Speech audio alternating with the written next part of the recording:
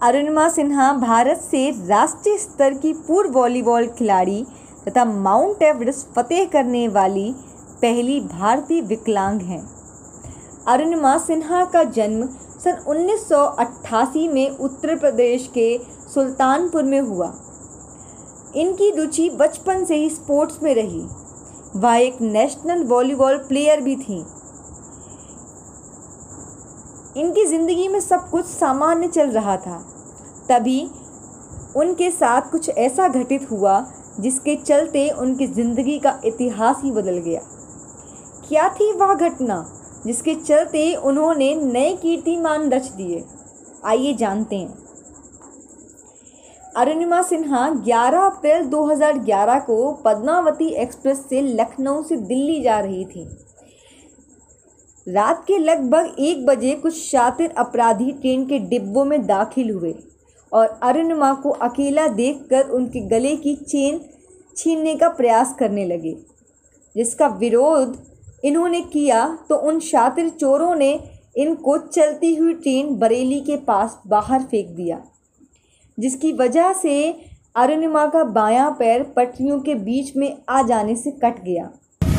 पूरी रात अरुणिमा कटे हुए पैर के साथ दर्द से चीखती चिल्लाती रही। लगभग 40 से 50 ट्रेन गुजरने के बाद पूरी तरह से अरुणिमा अपने जीवन की आस खो चुकी थी, लेकिन शायद इनके जीवन की किस्मत को कुछ और ही मंजूर था। फिर लोगों को इस घटना के पता चलने के बाद इन्हें नई दिल्ली के एम्स में भर्ती कराया गया, जहां अरुणिमा अपने ज़िंदगी और मौत से लगभग 4 महीने तक लड़ती रहीं और ज़िंदगी और मौत के जंग में इनकी जीत हुई। और फिर अरुणिमा के बाएं पैर को कृत्रिम पैर के सहारे जोड़ दिया गया। अरुणिमा सिन्हा के इस हालत को देखकर डॉक्टर भी हार मान चुके थे और उन्हें आराम करने की सलाह दे रहे थे, जबकि परिवार और रिश्तेदार की नज़रों में अब अरुणिमा कमज़ोर और विकलांग हो चुकी थी। लेकिन अरुणिमा सिन्हा ने अपने हौसलों में कमी नहीं आने दी। किसी के आगे खुद को बेबस और लाचार घोषित नहीं करना चाहती। मंजिलें तो मिल ही जाएंगी, भटकते हुए ही सही, गुमराह तो वो हैं जो घर से निकले ही नहीं। अरुणिमा रुकी नहीं।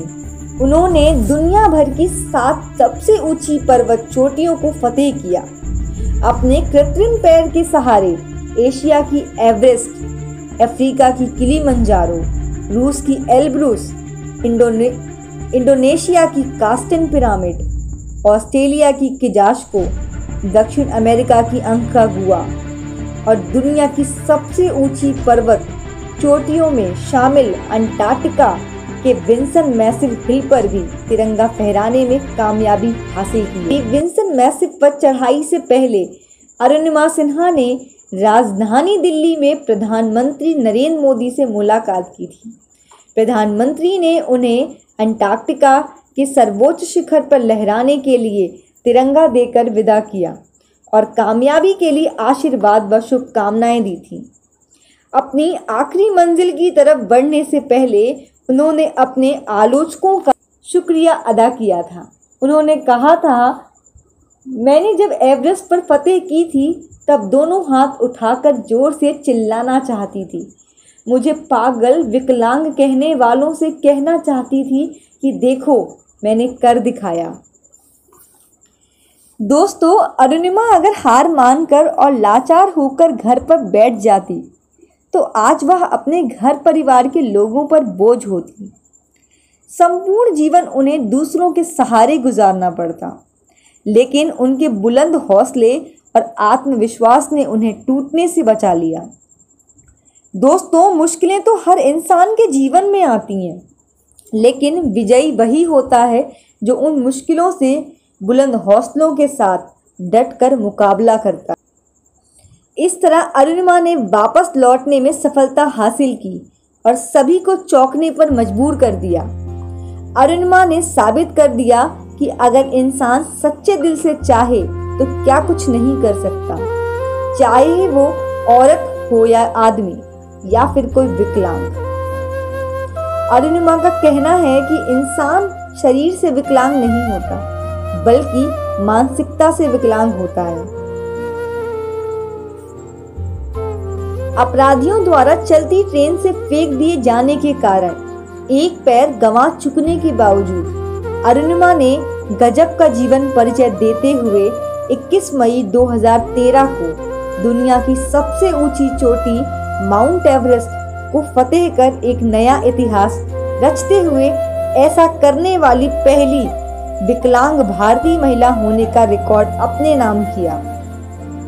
ट्रेन दुर्घटना से पहले उन्होंने कई राष्ट्रीय प्रतियोगिताओं में राज्य की वॉलीबॉल और फुटबॉल टीमों में भी नेतृत्व किया है। अरुणिमा को उनकी उपलब्धियों के लिए पद्मश्री पुरस्कार से सम्मानित किया जा चुका है। उन्हें ब्रिटेन की एक प्रतिष्ठित विश्वविद्यालय ने डॉक्टरेट की मानद उपाधि से भी सम्मानित किया गया है। सन 2016 में अरुणिमा सिन्हा को अंबेडकर नगर रत्न पुरस्कार से अंबेडकर नगर महोत्सव समिति की तरफ से नवाजा गया। अरुणिमा सिन्हा हमारे देश की शान है और हमें उनसे जीवन में आने वाले दुखों और कठिनाइयों से लड़ने की प्रेरणा लेनी चाहिए। हम तहे दिल से अरुणिमा को सलाम करते हैं। अरुणिमा सिन्हा के मोटिवेशनल शब्द की चंद लाइनें जो इस प्रकार हैं।